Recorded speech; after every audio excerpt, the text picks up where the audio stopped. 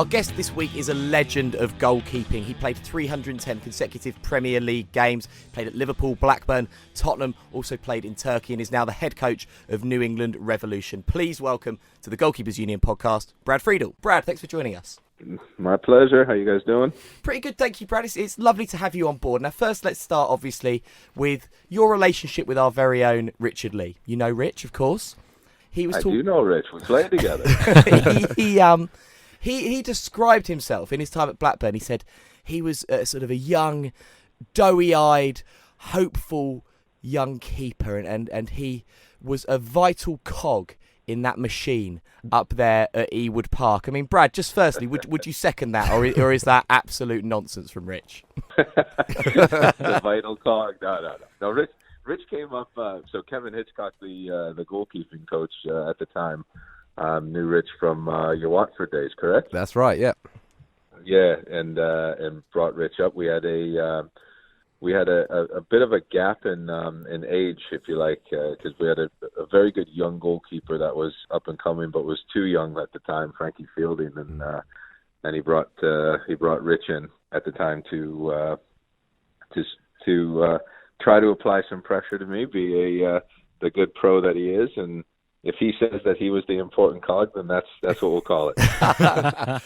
There's one thing actually as well I'd like to pick up on from your time at Blackburn, because Rich told us something that we were very surprised by, that you're actually very zen and you practice yoga and stretching and that kind of thing, and have this image of you as kind of a Jedi master to Luke Skywalker. I do remember very early on, Brad, you gave me a book, Yoga for Men, and I wish I'd have done a little bit more of it. I might have gone on a little bit longer. Yeah, I did do a lot of yoga. I still do a lot of yoga today. I don't know about Zen, but no. When I was 29, 30, I tore my quad a couple times, and I hadn't been injured in my career at all. And when I was doing my rehabilitation, the therapist at the time, who was from Holland, suggested it to me, and it was something that really helped out, and I carried on, and I still carry on as I'm 47 years of age today doing it. But there is a meditation element to it, of course. I wouldn't consider myself in the Zen category, but it is something, the older that I got, the more I looked after myself. And I was always very fortunate in my younger years not to have gotten injured too much. And I also tried to keep myself as fit as humanly possible. But like most of us, if we treated our bodies when we were in our mid to late 30s or 40s, if we did that when we were 19, 20, then most all of our careers could have been long. I was very fortunate that I did pick it up in time enough, and my career lasted till I was 44. So I'm thankful for that. Obviously, a lot of people will be aware of you in the UK from, firstly, when you're at Liverpool, but actually, your time in the UK started before that, didn't you? You had trials at Forest, at Celtic, at Newcastle. What was that period like? Did you think you were going to get a chance to play over here? Yeah, well, with Liverpool back, I think it was back 92. I was very close to signing the contract, and then Graham Souness parted ways with Liverpool, and I did sign a contract with Nottingham Forest, only I couldn't get a work permit. I did sign a contract with Newcastle, and my permit was denied. I signed a contract with Sunderland, and my work permit was denied. I went to Brøndby in Denmark, and then I went to Galatasaray, and Liverpool came in again when Roy Evans was in charge. And we're fortunate to get the work permit through on that attempt. But it took about 5 years, all in all, to get that work permit. So there were some frustrating times, but there was also some very fortunate times in there, because I got to be a part of two wonderful clubs, which was Brøndby and Galatasaray. Incredible times of my life, especially in Turkey.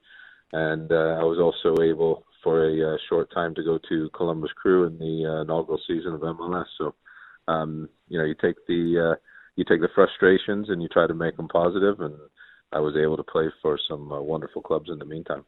Brad, you mentioned Galatasaray there, and obviously you followed Graham Souness to Turkey. Now, the atmosphere in Istanbul is obviously quite fierce, it's quite hostile, and goalkeepers normally the players that are closest to that hostility. What was that experience like for you? And Have you ever experienced worse since? Yeah, I think the closest to it would be in our CONCACAF region over here when you go play away in El Salvador, Costa Rica, or Mexico. Not as I would say, I don't want to use the word violent, but because I did enjoy all my time there, but the energy that comes from the stands, especially in that Galatasaray Fenerbahce game, there are very few derbies that rival it. I've again been really fortunate to play and be around some very big derbies. You have the Villa Birmingham, Liverpool, Everton. You have the Tottenham Arsenal, of course. We had the Blackburn Burnley, which unless you ever been part of that, I wouldn't have realized how hatred that one could be. But the Fenerbahce Galatasaray one is something that if you can play in that one, you can play and do well. You can play in any of them, and the pressure that you have from the media, the written media, and also the television media, the fans, the players themselves, and you can see the anxiety on some of the local boys as the week or the days near during the build up to the games. And once the whistle blew, it was great games to be a part of, and we played them in the cup as well, home and away legs, and you kick off at 8 p.m. or 10 p.m. or whatever, and the stadium will be near enough full by 1 o'clock in the afternoon. So special times, and to get that experience at somewhat of a young age was invaluable. Not many goalkeepers have got to experience the jubilation of scoring a goal, but of course you have. So we've got to talk about that goal. Charlton Athletic, the Valley, 2004. Above all else, a very instinctive striker's finish. Yeah, left foot, Rich. Get that one. You had the. No, I don't. I'll be honest. It was funny. I just did the most I've ever spoken about that goal just recently, because I think someone was doing an article on the goalkeepers that have scored in the Premier League, and it's something that I didn't like talking about because, Rich, you know me, I only really cared about winning, the wins and the losses. And right after we equalized, Charlton came down and scored, and they won 3-2. So it's nothing that I ever really wanted to speak about. I guess now that I'm retired, it's I can take a little bit of gratification and that I scored a goal, but still, every time I think about it, I have this warm feeling of the ball going off my left foot into the goal, and then a sunken feeling knowing that we lost 3-2. Trust me, Brad. Rich is nodding along, but let me tell you, if he had scored a goal, then we would never hear the end of it here on this podcast. Absolutely. Obviously, you mentioned earlier that you played at Villa, and of course we know you're at Spurs as well. So when you're at Tottenham, there was a point where you're the same age as Tony Jimenez, who was the goalkeeping coach then. I mean, that's what is it about goalkeepers that allows you to have that career longevity over outfield players? Well, for one, we don't have to cover the amount of kilometers that the outfield players do. In saying that, it's really important that you do keep yourself physically fit, so you're not playing with a weight vest on, so to speak, as you can gain weight. With a goalkeeper, I think mentally, if you want to carry on, and obviously you have to be of a certain quality to keep carrying on, but if you mentally want to do it, and you're fortunate enough not to have big injuries in the shoulders and the knees and the hips, you can carry on until the latter years, and your body will tell you, and your mind will tell you when it's time to stop. And I remember when I went to Mauricio and told him that I was retiring, he even mentioned, he goes, you don't have to. There's still a place for you here. And that was at 44 years of age.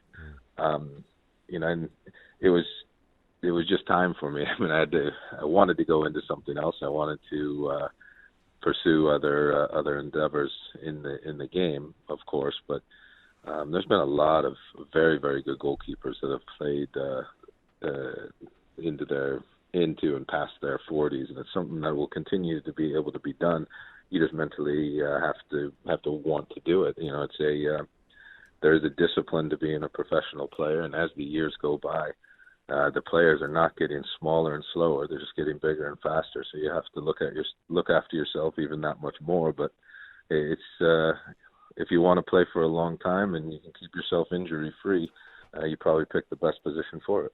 Is psychology an aspect? We mentioned the yoga and the meditation, and that might be quite unique to you, I suppose. But having met quite a lot of goalkeepers, you do seem to have a different mentality to outfield players, and that's because it's a very specific position. Do you feel that goalkeepers have a different mindset to their teammates?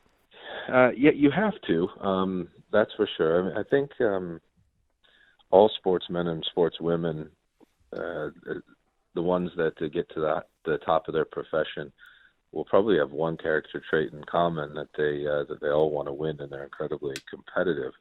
The other trait that they probably have in common is that they're very good at their profession. Goalkeeping, there's a lot of goalkeepers, and I would say probably the number 1, 2, and 3 at every Premier League club, for instance, and maybe even the 4th and the top academy goalkeeper, all good shot stoppers.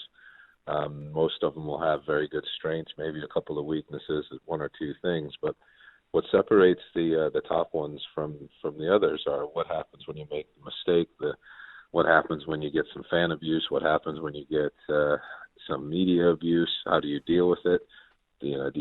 Does one mistake turn into 2s, 3s, and 4s? Can you just block it all out? All those sorts of scenarios. And not everyone is built with this incredible work ethic. And if you can find the players and the goalkeepers that can self-motivate, that's a big helpful tool also, because not every club, not every season you go into are you going to have comparable number 1, number 2, and number 3. And if your number 1 is head and shoulders better than the others, is he competitive or does he get complacent?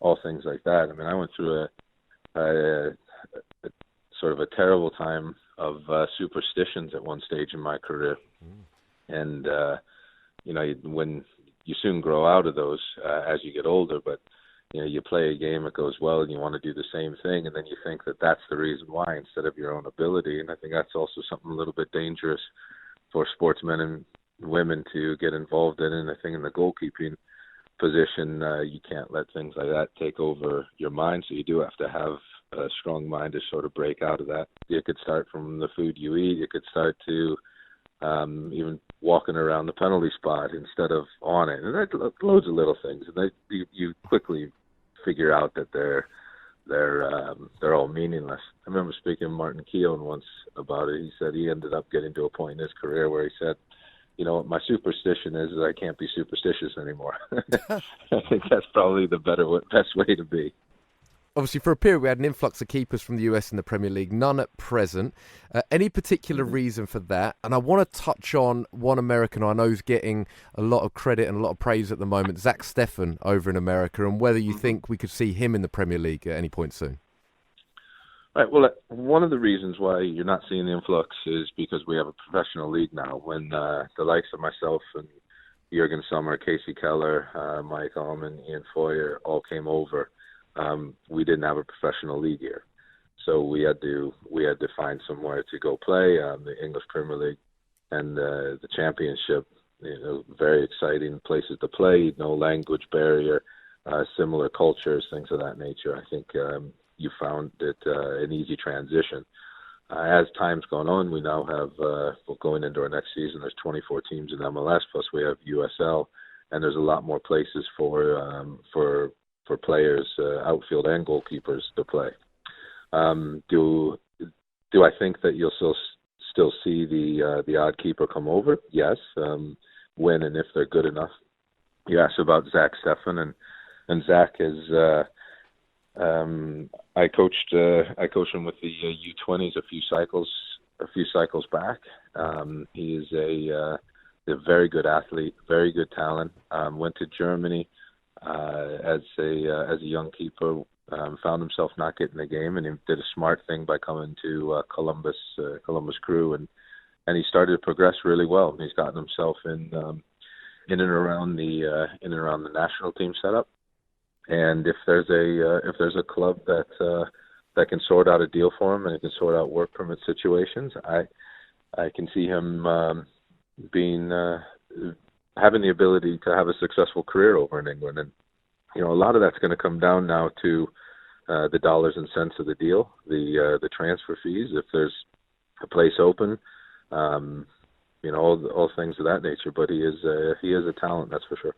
So obviously you're a New England Revolution at the moment, but we don't really see many goalkeepers as head coaches and managers, do we? Why do you think that is? Do you think we're going to see more in the future?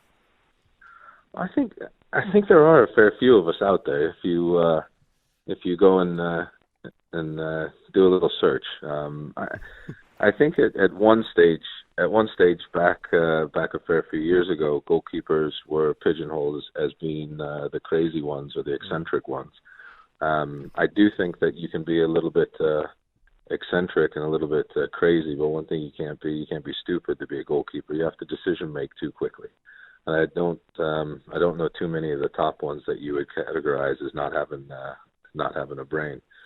So from my point of view, you're at a vantage point where you can see a lot of things happen, offensively, defensively, in and around certain areas of the field where you're standing still watching it. So if you want to learn how to be a coach from a goalkeeper's vantage point, it's a great place to view it. I think when you get into the professional game and you go into management, a lot of it is the man management side of things. I think being involved in locker rooms until I was 44 years of age helped dramatically with that. I had a lot of tremendous head coaches and assistant coaches and chief execs and general managers over the years where I was able to learn from. And from probably the last 5 or 6 years of my career, when I started to get the bug of wanting to be a coach, I had the luxury of being around the likes of Martin O'Neill and Gerard Houllier and Harry Redknapp, and then Andre Villas-Boas and Tim Sherwood and Mauricio Pochettino. And John McDermott gave me a lot of help the academy side of things at Tottenham. So I was around a lot of very, very good minds, all different styles of management, but I was able to hopefully take as much from all my experiences with those characters, and then take it in and be my own person with management. So, in my opinion, a goalkeeper has a tremendous position to be able to become a head coach. And if you want to play later on in your career, a goalkeeper is a great position to do so. It's all the mentality. If you want to become a goalkeeping coach or a first team coach or assistant manager or manager, there's no reason why a goalkeeper can't do that. Brad, just wanted to ask you a quick one on ex-teammate Hugo Lloris. He's had a little bit of criticism this season, had a couple of really good games as well. What have you made of Hugo of late? Well, Hugo's a very, very good goalkeeper. Completely different skill set than myself as a goalkeeper. You played with me, you haven't played with Hugo, but he's a different kind of goalkeeper when it comes to, especially through balls coming off of his line. His quickness in and around his body is very, very good. Like all of us, some of our weaknesses can be exposed, and sometimes it happens. Sometimes it happens where it would be 2 or 3 weekends in a row. But over a course of a season, Hugo's an outstanding goalkeeper, and will be until the day he decides to retire. He's a very calm-minded individual, so if he does make a mistake or even two, it's not going to affect him or shouldn't affect him. I mean, the Hugo that I know, it wouldn't affect him long term. And Tottenham should be lucky to have a solid goalkeeper that doesn't miss too many games in a season, the odd game here and there, and for the most part, he's been a very consistent performer for him. Great stuff. And lastly, just we always ask this: sum up what it means to be a goalkeeper in one sentence. In one sentence? I'll put you on the spot there. You have to live your life or your career as a goalkeeper as you're never as good as you think you are, and you're never as bad as you think you are. It's always somewhere in between.